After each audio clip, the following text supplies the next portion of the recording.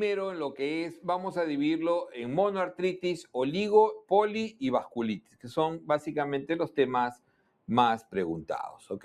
De la monoartritis como tal, nosotros sabemos que el examen fundamental, siempre recuerden eso, toda monoartritis, independiente del compromiso monoarticular, o sea, yo sé que una monoartritis es una sola articulación, pero es inflamatorio, ¿sí? Porque también puede ser un compromiso monoarticular sin inflamación, como está acá. Entonces, al final, nosotros vamos a diferenciar las monoartritis en general por la artrocentesis, ¿ok? Entonces, la artrocentesis va a ser el examen fundamental. Y entonces nosotros vamos a tener que diferenciar lo que es normal en celularidad, por ejemplo, si nosotros hablamos de celularidad, vamos a hablar de que un normal es menos de 200, de 0 a 200 células, ¿ok? 10 a 20% de polimorfos nucleares.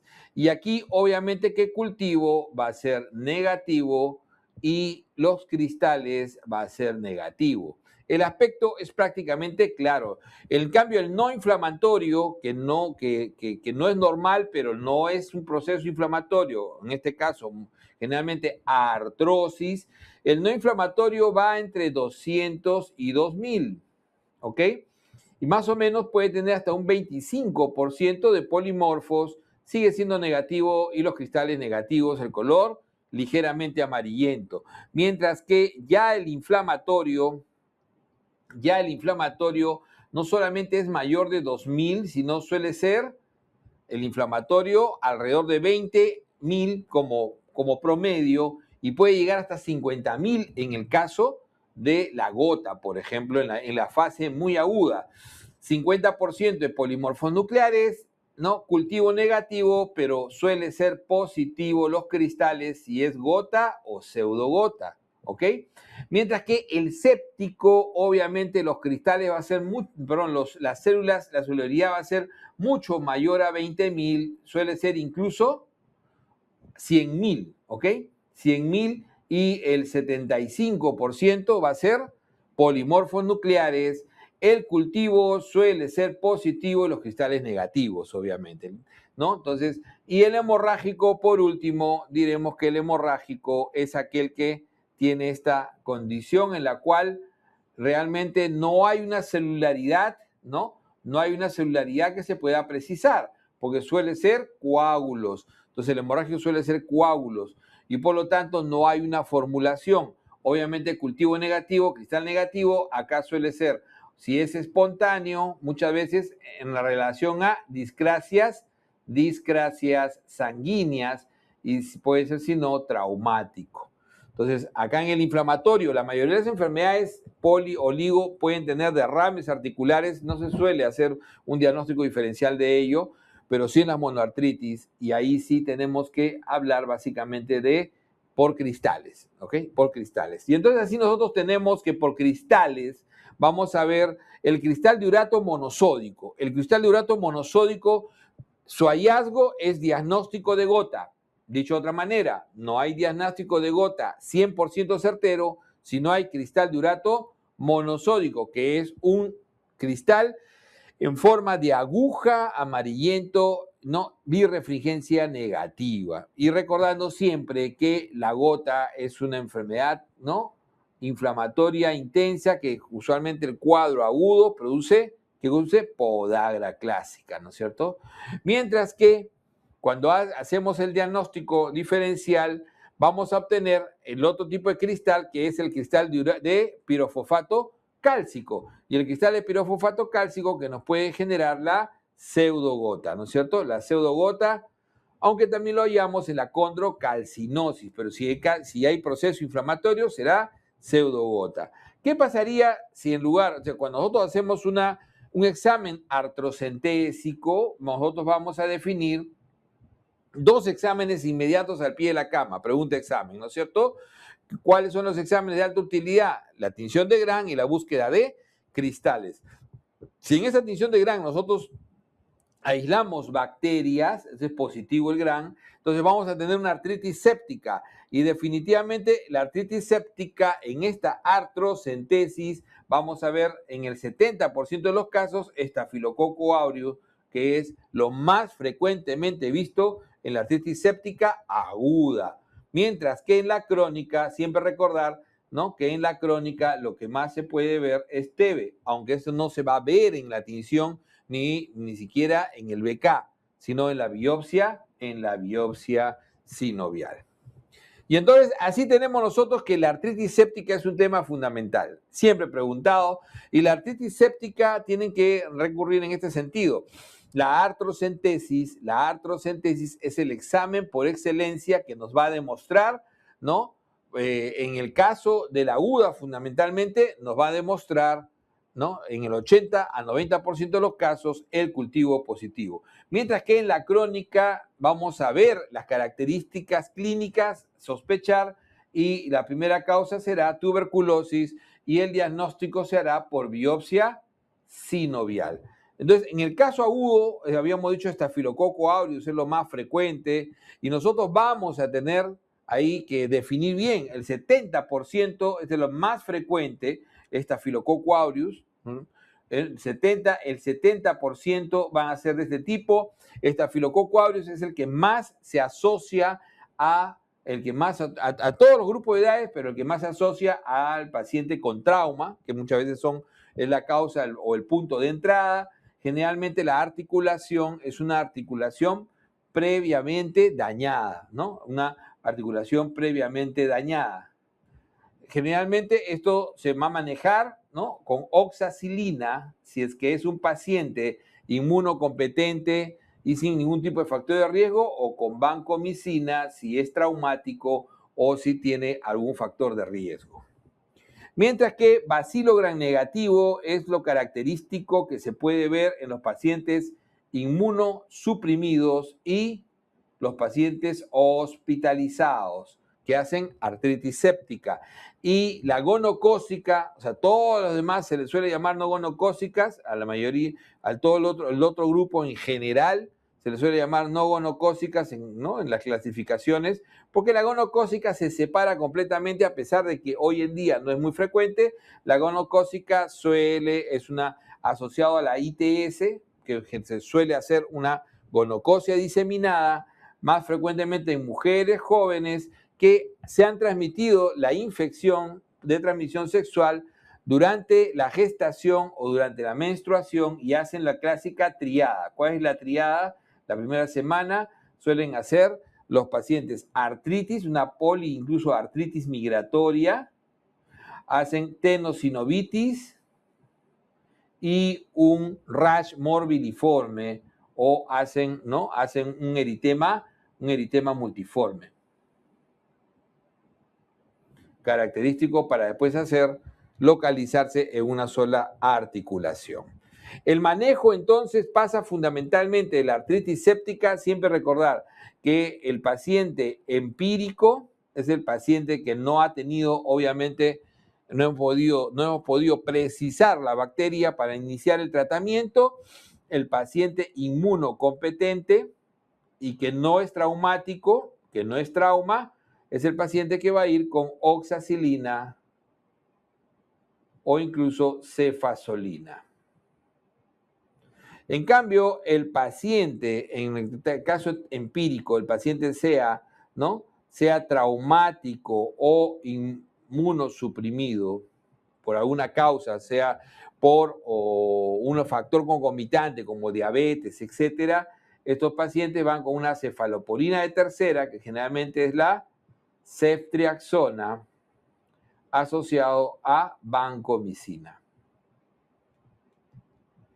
Ahora, el paciente inmunosuprimido como tal, o sea, no con factores, sino el paciente inmunosuprimido como un VIH o el paciente hospitalario, ya la cefalosporina tiene que ser antipseudomónica más vancomicina.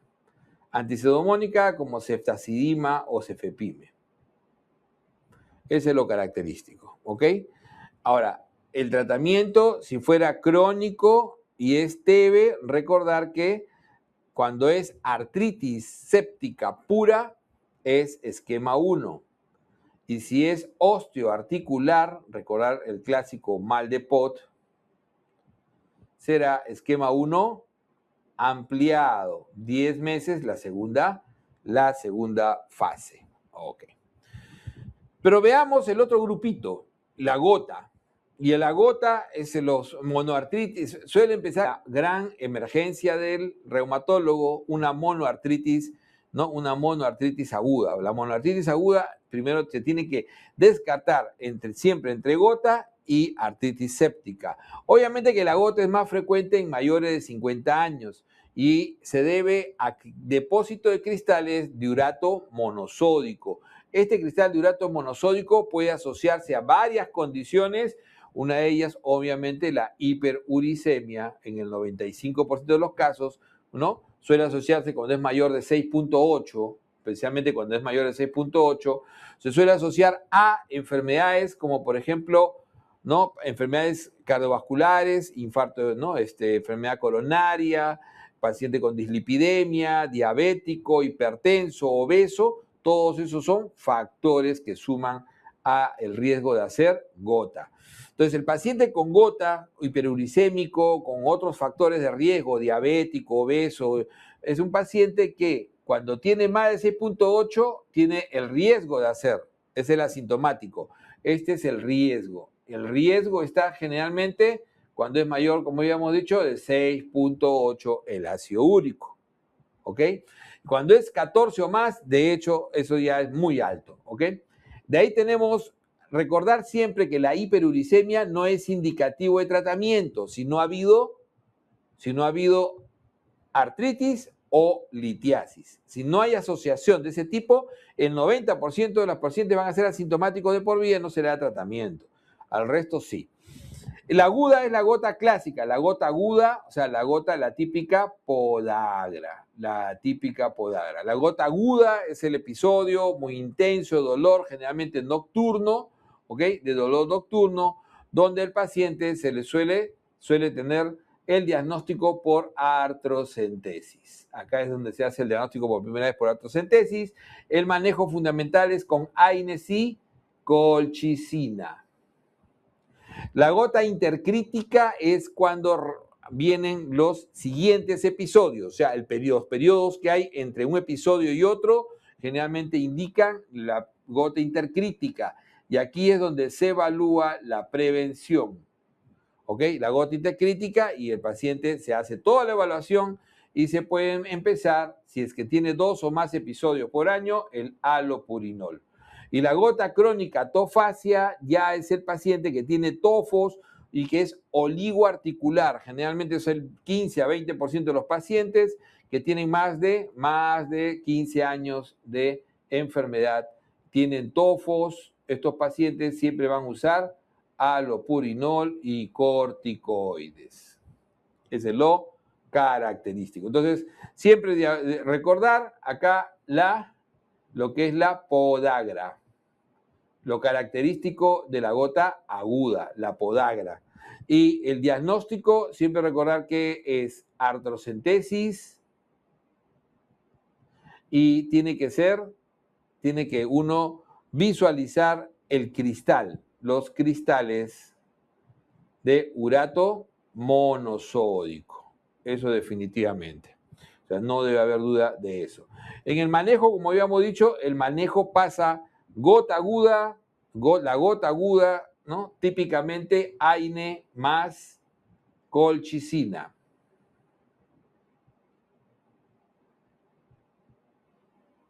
En la gota crónica, generalmente se requiere colchicina y corticoides, generalmente corticoide intraarticular o incluso sistémico. Y el preventivo se le suele dar al paciente con tofo, o sea, con gota tofacia, el paciente que tiene cálculos, que tiene litiasis asociada o 2 o más episodios al año, y es el halopurinol. La pseudogota, que tiene que ver fundamentalmente con el aislamiento del pirofosfato cálcico, que es un cristal de forma romboidea, azulado y con birrefringencia, sí, positiva. Es clásicamente visto en los adultos mayores y eso se llama condrocalcinosis, adulto mayor. Típicamente no suele dar síntomas y son hallazgos radiológicos, como vemos acá. En la rodilla ven ahí la línea, lo que se llama una línea cálcica articular. Entonces, generalmente esto es degenerativo, mayores de 60 años, más frecuente en mujeres, no requiere tratamiento. Algunos pacientes a veces pueden hacer, a partir de ahí, teniendo esto, pueden a veces precipitar en forma aguda y producir un cuadro de pseudogota. Pero el cuadro agudo es el que se denomina pseudogota. Cuando el cuadro es agudo, esto se denomina pseudogota. Entonces, la pseudogota es el cuadro agudo, que suele generar un cuadro semejante. Si en el caso de la gota, lo más frecuente al inicio siempre es podagra, o sea, primera metatarsofalágica, no se olviden, primera metatarsofalágica, podagra, acá la causa más frecuente va a ser en rodilla. Es más intenso, ¿no? Es más intenso. Por lo general, si ustedes me dicen, la condrocalcinosis, doctor, es igual, más frecuente en rodilla, no, esto va a ser más frecuente en hombro y cadera. También se ve en rodilla. Pero cuando es agudo, es más frecuente, cuando es pseudogota, se ve más frecuentemente en rodilla y suele asociarse a cuadros a veces metabólicos, como enfermedades como la hemocromatosis, y el hiperparatiroidismo o la hiperfosfatasia. Entonces, eso es a lo que se suele asociar la pseudogota. El manejo, a diferencia de la gota, es que suele ser más refractario y por lo tanto el manejo siempre pasa desde el inicio, el manejo pasa por el uso de corticoides intraarticulares, además de AINES y colchicina. Y si no, corticoides sistémicos, prednisona.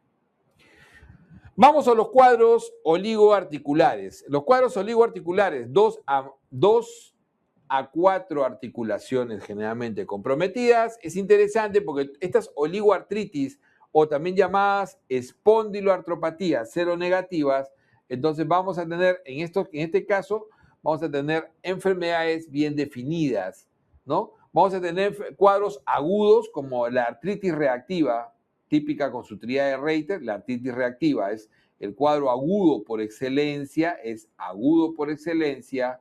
pero también se puede asociar a las enfermedades inflamatorias intestinales y a dar cuadros oligoarticulares llamados artropatías enteropáticas. Ok.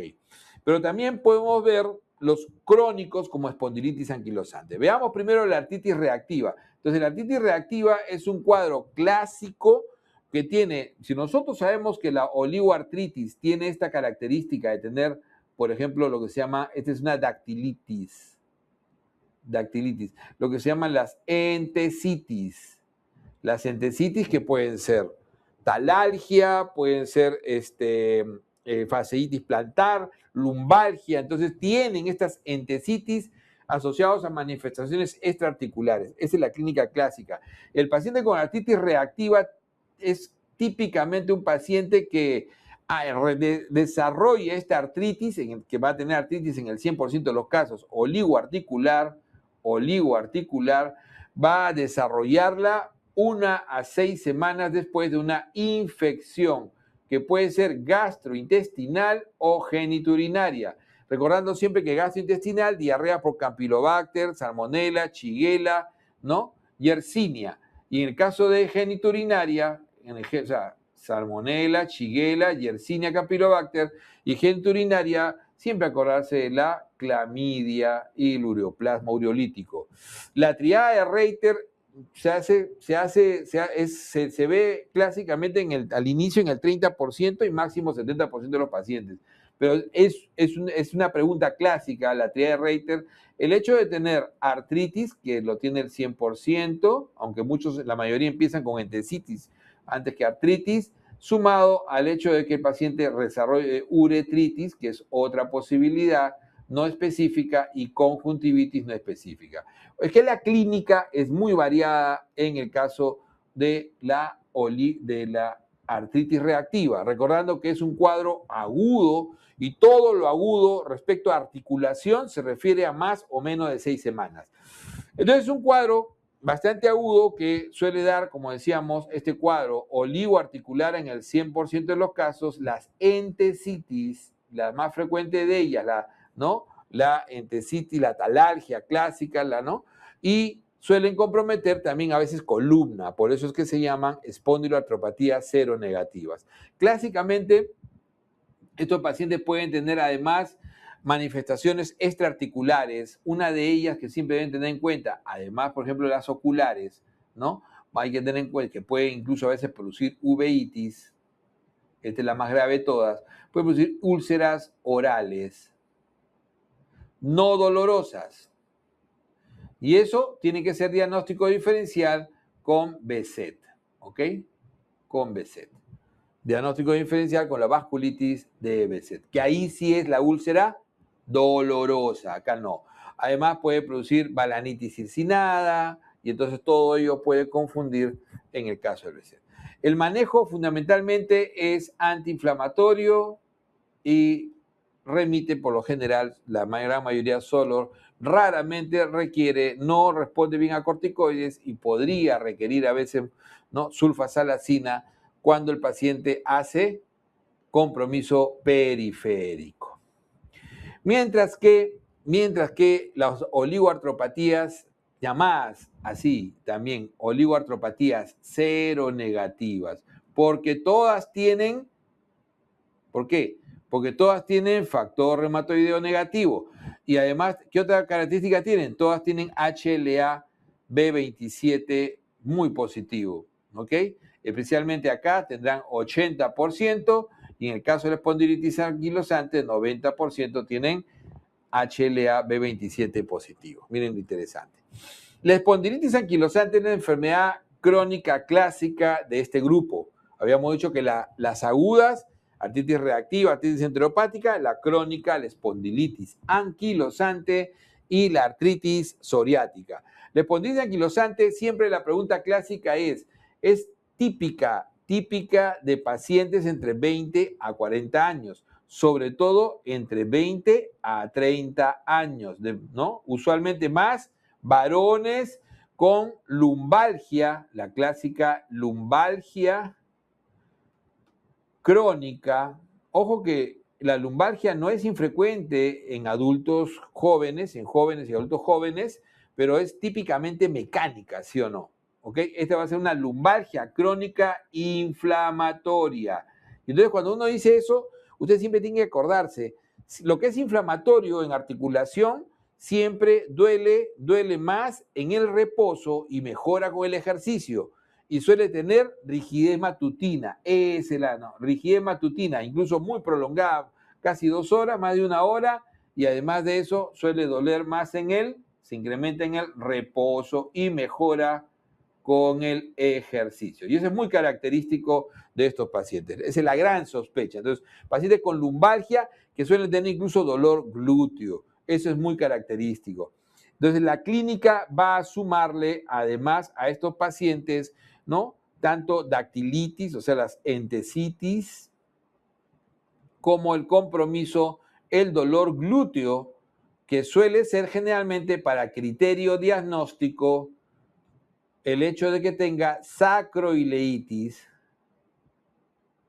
en el 100% de los pacientes, bilateral, ¿no? Unilateral raro, pero tendría que ser grado 3 o bilateral grado 2, ¿ok? La sacroileitis. Cuando el paciente no tiene sacroileitis, hablamos de espondiloartropatías, ¿no es cierto?, sin sacroileitis, que es una categoría aparte. ¿ok? Espondiloartropatía sin sacroiliitis, que es una categoría aparte. Pero ya no se podría llamar espondilitis anquilosante. La espondilitis anquilosante tiene esta sacroileitis, más un criterio menor que suele ser o la lumbalgia o la espondilitis torácica o el test de Schober positivo. Adicionalmente a eso, estos pacientes suelen tener siempre dentro de las entesopatías, las entesitis en columna, van a producir lo que se llaman los sindesmofitos, que no es criterio diagnóstico, pero es característico y pueden producir lo que se llama la columna en caña de bambú. Entonces, eso es lo característico, la sospecha, la clínica, el hecho del criterio diagnóstico mayor, que es la sacroileitis, y 3 menores, uno de ellos, y el manejo, que por lo general, sobre todo pasa por la medicina física y rehabilitación, el 80% de los pacientes, 2 horas diarias de natación y antiinflamación. Y los pacientes que no responden o que tienen mucho compromiso en la columna, suelen utilizar infliximab. Entonces ahí tienen la caña de bambú, miren con sus sindesmofitos clásicos, este es un sindesmofito, ¿no? Y el test de Schober positivo, que es, ¿no? Que evalúa la columna lumbosacra y la dificultad, o sea, la limitación funcional que esta va a tener. Vamos a la parte poliarticular. Entonces, en lo que respecta a lo poliarticular, ¿no? Vamos a tener múltiples, todas las enfermedades reumatológicas tienden a ser poliarticulares, en su gran mayoría las vasculitis, las miopatías inflamatorias hacen su cuadro articular, generalmente poliarticular, ¿no? La enfermedad mixta del tejido conectivo, etcétera. O sea, todas ellas, Sjögren, todas hacen su cuadro articular, por eso están dentro de la reumatología. Pero las dos grandes poliartritis clásicas, ¿cuáles son? Lupus y, ¿no? Ahí está. Y AR, esto es AR, típico, ¿no? Desviación cubital de los dedos, la desviación distal en cuello de cisne y el primer dedo, clásicamente, lo que se llama el botonier, ¿no? La lesión ojal de botón. Mira, acá están con las deformidades clásicas. La deformidad más frecuente, la desviación cubital, la que sigue, la desviación distal en cuello de cisne, y el botonier clásico. Y lo otro es, miren, lo más clásico del lupus. Lupus y su rash malar fotosensible, ¿no? Que es lo que se llama el lupus cutáneo agudo. Y entonces así tendremos estas dos grandes, la enfermedad más representativa de la reumatología, que es la artritis reumatoidea, que es una enfermedad autoinmune. Siempre recordar, eso es una enfermedad autoinmune, típicamente una enfermedad autoinmune asociado a factores no conocidos. En realidad es de tipo idiopática 100%. Entonces, enfermedad autoinmune mediado fundamentalmente por linfocitos CD4 y CD8. La clínica característica es que es poliarticular, simétrica, bilateral aditiva, erosiva, deformante, luxante y anquilosante. Mientras que después vamos a ver esa diferencia respecto a quién, a lupus. Los criterios pasan fundamentalmente por el diagnóstico. Recordar que esta enfermedad empieza siempre por síntomas generales, decaimiento, es una enfermedad sistémica, pero el compromiso articular es lo más importante. Me da 5 puntos, sobre todo si es de mayor de 10 articulaciones pequeñas, por lo menos un grupo de ellas, ¿ok? Mientras que me va a dar lo que es los reactantes de fase aguda, o será la serología. La serología, que son los anticuerpos, esa es la característica. Doctor, pero no es mediado por linfocitos. Recuerden que la respuesta inmune siempre es por las dos vías. La más importante acá, el mecanismo de daño mayor está mediado por linfocitos, pero se generan anticuerpos, se inducen anticuerpos, que son el factor reumatoideo y el antipéptido cíclico citrulinado. Este es el más específico, ¿ok? Ambos son igual sensibles. Este es más específico y más precoz. Y me pueden dar 2 y 3 puntos. Si es que son títulos altos o si son solamente positivos, 2 puntos. De ahí tengo los reactantes de fase aguda. Siempre acordarse, los reactantes de fase aguda me dan un puntito, sea PCR o BCG. Y el tiempo de enfermedad, que si es crónico, o sea, mayor de 6 semanas, me dará otro puntito. El manejo de AR pasa fundamentalmente por ver si es muy severo o no, si es muy erosivo o deformante, o sea, de mal pronóstico, o si es de buen pronóstico. En general, la mayoría de los pacientes, recuerden que estos pacientes van de 30 a 60 años, en su gran mayoría, mujeres, 3-1. La mayoría de los pacientes van a requerir básicamente tratamientos con Farme al mismo tiempo que se utiliza antiinflamatorios, que lo más utilizado es obviamente naproxeno como AINE o prednisona, que es lo que más utilizamos como antiinflamación hoy en día. Y el Farme no selectivo de elección es el metrotexato. El metrotexato. ¿Ok? Mientras que el paciente que no responde o que es desde el inicio severo en su cuadro, tendrá que utilizar farmes selectivos o también llamados terapia biológica, que va específicamente a un mediador de daño, o sea, a una citoquina, como pueden ser anti-TNF, por ejemplo, como es el infliximab, el anti-TNF, adalimumab, golimumab, o también puede ser anti-TNF específico, como por ejemplo etanercept. Ok.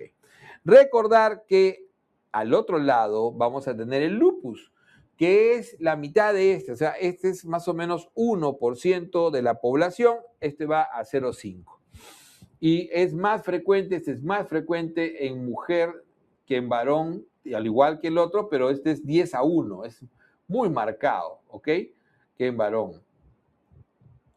También es una enfermedad autoinmune, pero que sí tiene factores ambientales importantes, fármacos, por ejemplo, ¿no? Radiación ultravioleta B es importante. En la clínica, la gran diferencia es que o sea, acá existe en AR existen manifestaciones extraarticulares importantes que podemos mencionar, la más importante de todas, los nódulos reumatoideos, la asociación con Sjögren, puede haber, ¿no? Escleroconjuntivitis clásica, puede haber incluso pleuritis, ¿no? Reumatoidea, pero acá el compromiso sistémico es mayor y los grandes factores pasan primero por la parte inmunológica. Pero es que en la clínica de lupus, recordar que se van sumando el compromiso general, que es muy temprano, el compromiso articular, que es una de las manifestaciones más tempranas, y que ahí vienen una de las grandes diferencias. También es poliarticular, ¿no? No necesariamente inflamatorio, puede ser poliartralgia, pero es poliarticular, simétrica, efectivamente. Pero este es más migratoria. Entonces ahí está, primera diferencia con el aditivo. Migratoria, no erosiva, segunda gran diferencia, no erosiva. Y a partir de ahí todo lo demás es diferente. Es no deformante, no suele ser producir luxaciones ni anquilosis. Es raro que haya deformidad. Pero puede existir, pero no, se llama la artropatía de Jacob, pero este es la poliarticular simétrica migratorio. Este es fundamental. Y no erosivo. Son las dos características que tienen que quedar siempre bien claras. En los criterios diagnósticos de lupus, siempre recordar, hoy en día es el ANA, siempre fue el más rendidor, pero hoy en día es el criterio de entrada. Criterio número 1, 1/80 en células EP2. ¿Ok? Entonces tiene que ser criterio de entrada. Si no hay ANA, no tenemos nada. Entonces tenemos que tener ANA positivo. En los criterios antiguos no, pero ojo, se decía que era bien raro casi diagnosticar sin ANA. Y tienes que sumar 10 puntos de criterios, por lo menos uno de los puntajes tiene que ser clínico. No puede ser otro inmunológico más. La enfermedad no puede ser solamente con criterios inmunológicos. Recordando que otros criterios inmunológicos vamos a tener pues el anti-DNA doble cadena, el anti-SM que es el más específico, el anti-DNA ya saben que es específico y sensible, pero al mismo tiempo es criterio de actividad. Siempre acuérdense eso, pregunta, ¿no? Criterio de actividad, el complemento bajo, C3, C4, los anticuerpos antifosfolipídicos, anticoagulante lúpico, antibeta 2 glicoproteína 1 o la anticardiolipina. Entonces, todos ellos van a abundar, pero siempre recordar que los que más puntaje te dan, ¿quién te puede dar 10 puntos directos? La nefropatía lúpica grado 3 o 4. ¿Se dan cuenta? Me puede dar 10 puntos. Y si es 5 o es 2, me puede dar incluso 8 puntos. Pero 10 me puede dar la nefropatía lúpica. Me puede dar 6 puntos esto, ¿no? Mi lupus cutáneo agudo. O sea, mi rash malar me puede dar 6 puntos, por ejemplo. Mi compromiso articular también me puede dar 6 puntos. Característico, ¿no? Característico compromiso articular me puede dar 6 puntos. Entonces, así yo voy a tener, ¿no? que ver neurológico 4 puntos, por ejemplo, ¿no? Me puede dar convulsión, ¿no? O deterioro cognitivo, ¿no? Compromisos dérmicos también, otros como lupus discoide, 4 puntos, y me va a ir sumando. Hasta la fiebre me da 2 puntitos. Entonces, de esa manera hago hoy en día el diagnóstico. Siempre sumando. La pregunta clásica, uno ve ANA, rash malar, tiene derrame pericárdico. Miren que el derrame pericárdico también te da 6 puntos. Derrame pericárdico, derrame pleural, 4 puntos. Así voy sumando. El manejo del lupus es diferente y va a depender de si el compromiso que estamos observando es un compromiso leve, como por ejemplo dolor articular, nada más, con un ANA positivo, un poquito de fiebre y malestar. Entonces el paciente tendrá su dolor articular o de repente por ahí una ligera serositis, le daremos solamente AINE. O tratamiento tópico para su piel, por repente tiene un rash con dolor articular. Pero si es moderado, donde ya tiene sinovitis, artritis, o me hace compromiso que me he olvidado, los compromisos hematológicos, anemia hemolítica, púrpura trombocitopénica, o me puede dar de repente anemia, leucopenia, linfopenia, ese paciente puede requerir ya corticoide en dosis de inmunosupresión, prednisona. O incluso puede tener ya una artritis muy severa, muy marcada, o puede tener una lesión, ¿no?, del lupus cutáneo subagudo con anti-Rho positivo. Recuerden que el lupus cutáneo subagudo va con anti-Rho positivo, de repente requiere hidroxicloroquina. Pero si ya el compromiso es severo, ¿por qué digo que es severo el compromiso en lupus? Porque el paciente me daña órganos, y si me daña órganos, por ejemplo, me hace una vasculitis, una vasculitis cerebral, una neumonitis, una carditis, ¿no? Una nefritis lúpica. Entonces, el paciente necesita inmunosupresión, usualmente metilprednisolona más micofenolato o incluso ciclofosfamida en algunos casos. Y ahí ven ustedes la diferencia marcada. Veamos ahora las vasculitis. Y es bien interesante con vasculitis, porque en vasculitis, recuerden, es pregunta clásica en los últimos años, no falla una pregunta de vasculitis. La más preguntada siempre es Genosch-Schollen, de ahí le sigue Kawasaki. Nunca preguntan por las vasculitis de vasos grandes, parece que creen que es muy difícil o no sé, o muy fácil. Miren que una lengua así me puede hacer pensar en vasculitis, lengua fresa de Kawasaki clásico, la lengua fresa con los labios agrietados, ¿no? Clásico de Kawasaki. Pero la vasculitis de vasos grandes van a producir isquemia, sobre todo, acuérdense de eso, producen isquemia. Entonces yo puedo tener una inflamación de la aorta, la más grande, ¿no? De los vasos sanguíneos de vasculitis, que se inflama y disminuye el flujo. Entonces puedo tener un Takayasu que me termine provocando, ¿no es cierto?, en mujeres, generalmente menores de 40 años, más de etnia oriental, me pueden provocar, ¿no? Lo que se llama disminución de pulsos en miembros superiores, ¿no es cierto? O ausencia de pulsos. Miren, ausencia de pulsos en miembros superiores. Con una diferencial entre superiores y inferiores muy marcada, entre superiores e inferiores, me puede producir incluso síncope, claudicación de los miembros superiores, y puede incluso hasta producirme un síncope en el paciente, porque también se puede disminuir el flujo de la carótida. Entonces, ese es Takayasu. Takayasu, tratamiento prednisona. Mientras que células gigantes, característico, es el más preguntado en otras partes del mundo, nunca preguntado en ninguno de nuestros exámenes. Células gigantes es la típica o la más frecuente, siempre recuerden eso, la más frecuente vasculitis de la tercera edad, de los adultos mayores.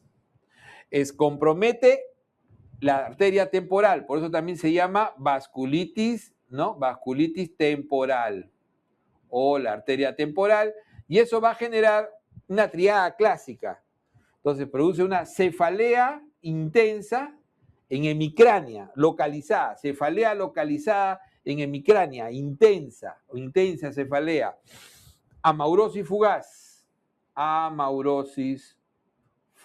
o algunos dicen fugaz, igual en la otra parte de la triada, y va a producir, ¿no?, debilidad o claudicación mandibular.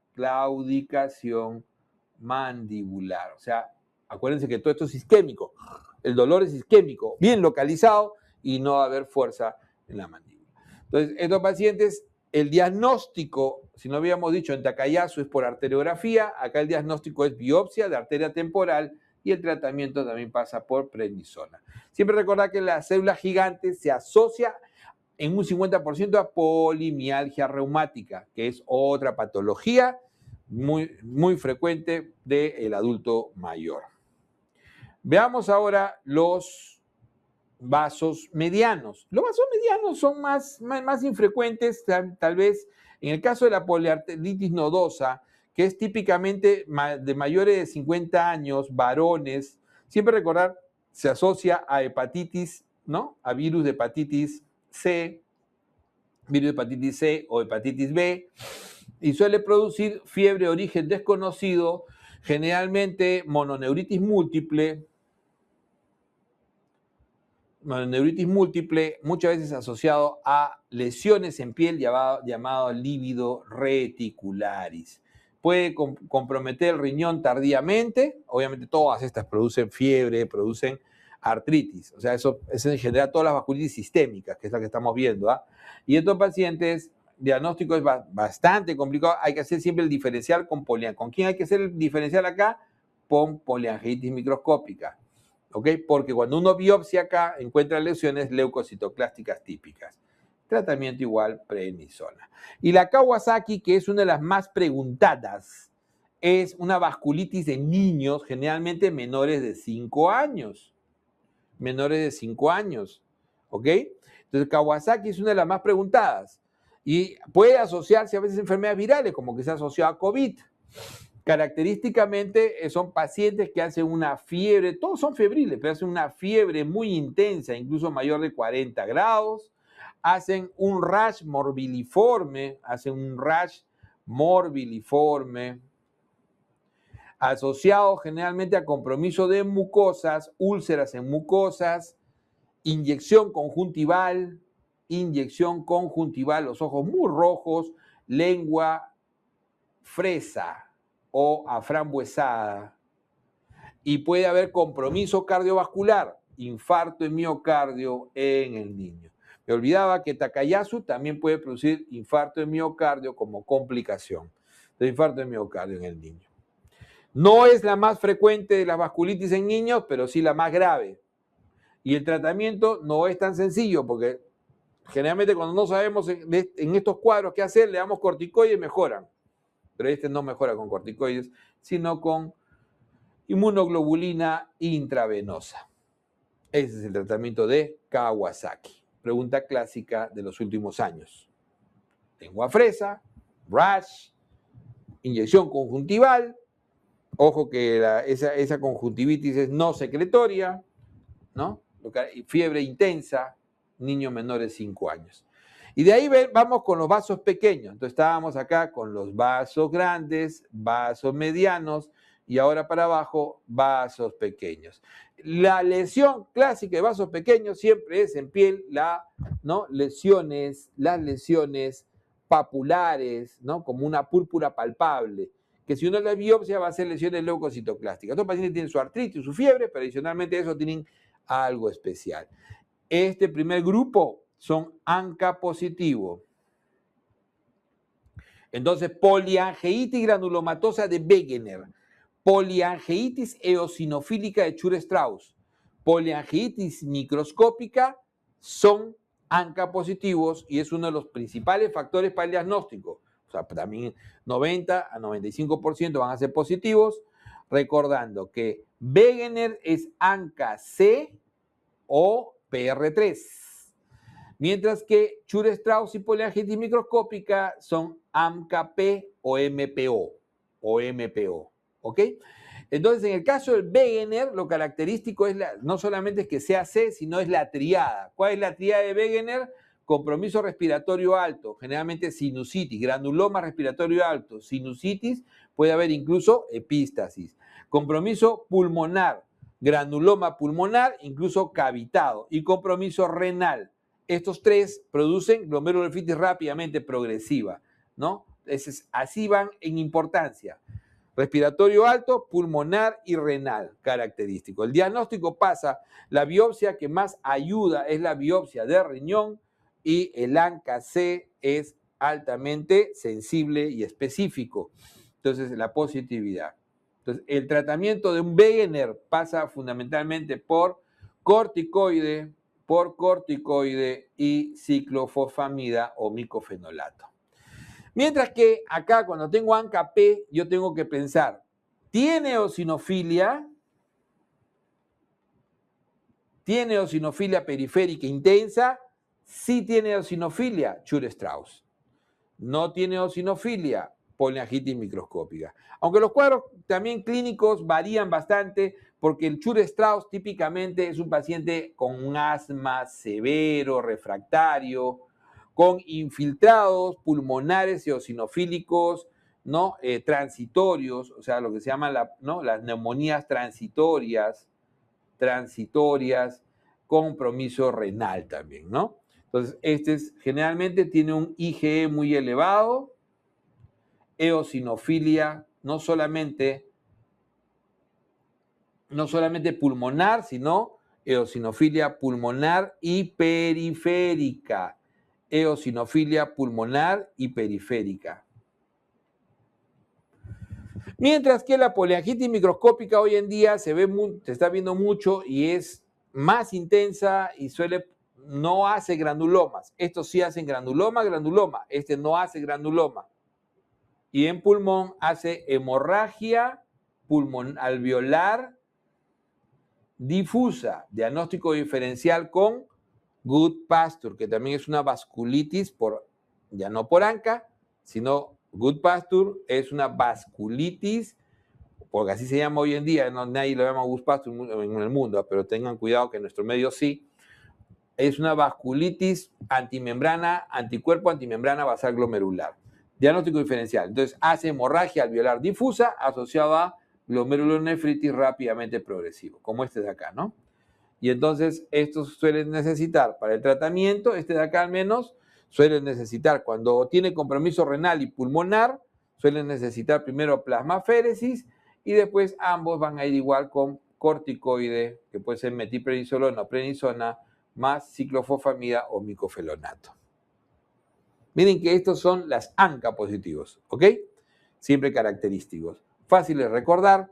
Genotcholen es la más preguntada y nadie se puede equivocar. La pregunta regalada de todos los años, Genotcholen. Genotcholen es una vasculitis de vaso pequeño ANCA negativo. Entonces acá vienen todo un grupo de ANCA negativo donde tienen también la vasculitis, ¿no?